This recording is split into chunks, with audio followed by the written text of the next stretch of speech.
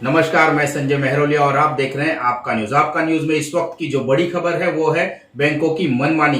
Bank अपनी इतनी मनमानी कर रहे हैं कि वो कहीं ना कहीं जो हाईकोर्ट है उसको भी ठेंगा दिखा रहे हैं। इसी पर प्रेस कॉन्फ्रेंस कर रहे हैं आर पांडियन साहब। आइए देखते हैं। आज की जो प्रेस कॉन्फ्रेंस बुलाई है ये इस मुद्दे पे बुलाई है कि आपने देखा होगा कि जो मोदी सरकार की जो आई है उसमें टैक्सेशन के बारे में उन्होंने बहुत स्ट्रिक्ट कदम उठाना चालू किया है और उसकी वजह से लोगों को असुविधा हो रही है। अभी आज जो प्रेस कॉन्फ्रेंस बुलाने का मतलब मेन वजह ये थी कि जो टीडीएस अभी आजकल जो कैश डिपॉजिट या कैश विड्रॉल करते हैं उस पर टीडीएस कट रहा है।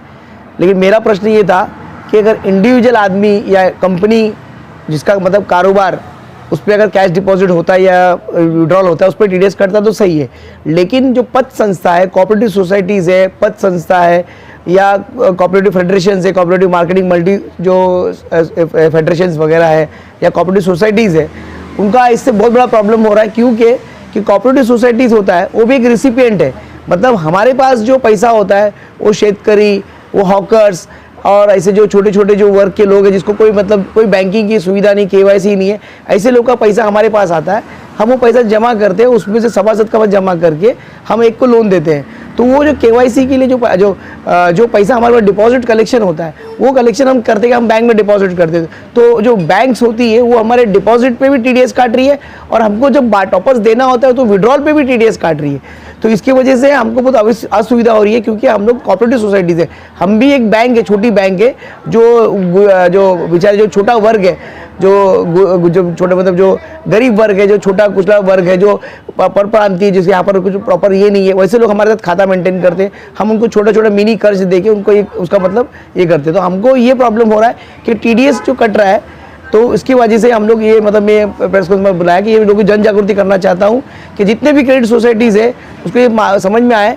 क्योंकि एक ऑर्डर हुआ है मद्रास हाई कोर्ट में कि कोऑपरेटिव सोसाइटीज़ है वो एक रिसिपिएंट है, वो भी एक छोटा बैंक है, उनके लोगों का पैसा होता है और टीडीएस यानी टैक्स डिडक्शन एक्ट सोर्स, मतलब कैश जो मतलब इनकम जो होता है उस पर टीडीएस होता है। तो ये बैंक हमारी जो छोटी सोसाइटीज़ है, जो कोऑपरेटिव सोसाइटीज़ है, पद संस्था है, ये भी बैंक की जैसा ही है, टोटल बैंकिंग ही करते हैं हम लोग, सिर्फ चेक क्लियरिंग नहीं करते। हम लोग छोटी बैंक है, जो छोटे छोटे जो लोग हैं, जो निचले तबके के लोग हैं, गरीब लोग हैं, वैसे लोग की ये छोटी बैंक होती है।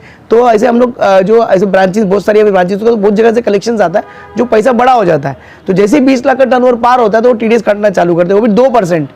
और मेरा ये बोलना है कि टीडीएस जो है वो हम पे अप्लीकेबल नहीं है। उसके बारे में पुष्टि मद्रास हाईकोर्ट ने कुछ महीने पहले मद्रास हाईकोर्ट ने कोरम में पूरे जितने पिटीशन पे ऑर्डर दे दिया कि एप्लीकेबल नहीं। फिर भी अपने महाराष्ट्र में जो कुछ सारी बैंक है जो उस कोऑपरेटिव उस जो हाईकोर्ट का आदेश मानने को तैयार नहीं है, वो बोलती है हमारे पे एप्लीकेबल नहीं है। पर एक हाईकोर्ट का आदेश अगर ये मानने को तैयार नहीं है तो इसके लिए मैं जन जागृति करने की कोशिश कर रहा हूँ और आप लोग के माध्यम से उनको जगाना चाह रहा हूँ कि ये जो कर रहे हैं गलत कर रहे हैं। हम लोग भी छोटी बैंक है तो इसकी जो दखल फाइनेंस मिनिस्टर या इनकम टैक्स डिपार्टमेंट जो है अपने जो स्टेट इनकम टैक्स जो जॉइंट कमिश्नर उसने लेनी चाहिए, या जो सेंट्रल के जो इनकम टैक्स डिपार्टमेंट या फाइनेंस मिनिस्टर ने इसकी दखल लेनी चाहिए कि कोऑपरेटिव सोसाइटीज़ या कोऑपरेटिव पद संस्था है या मल्टी स्टेट पद संस्था है, इनके पास डिपॉजिटर का डिपॉजिट होता है, गरीबों लोगों का डिपॉजिट होता है, इनका खुद का इनकम नहीं, हमारा खुद का इनकम नहीं होता। इनकम पे टीडीएस होगा तो हम भरने को तैयार है, लेकिन जो डिपॉजिट हम जमा करते हैं सेफ्टी के लिए बैंक में, ज़्यादा कैश हम रख नहीं सकते और हमारे पास ज़्यादातर कैश आता है। छोटे डिपॉजिट 100 रुपया, 10 रुपया, 50 रुपया, 500 रुपये तक कैश देते और जब सभासद के लिए लोन नहीं हो रहा है तो पैसा हमारे कॉर्पस जमा होता है तो हम लोग बैंक में डिपॉजिट करते हैं और एफडी करते हैं। तो एफडी करते हैं तो एफडी के निकालने के टाइम जो एफडी वगैरह निकालते हैं या उस टाइम तो कैश विड्रॉल या कैश ट्रांजेक्शन दिखता है, तो कैश ट्रांजेक्शन दिखता है तो उसमें ऐसा हो रहा है कि हमारे पर टीडीएस लग रहा है, एप्लीकेबल हो रहा है टीडीएस। मैं आप लोग के माध्यम से ये बताना चाहता हूँ, सरकार को जगाना चाहता हूँ, फाइनेंस मिनिस्ट्री है, स्टेट फाइनेंस मिनिस्ट्री है, सेंट्रल फाइनेंस मिनिस्ट्री है, income tax department, state income tax department, central income tax department है, उससे से दखल लेनी चाहिए।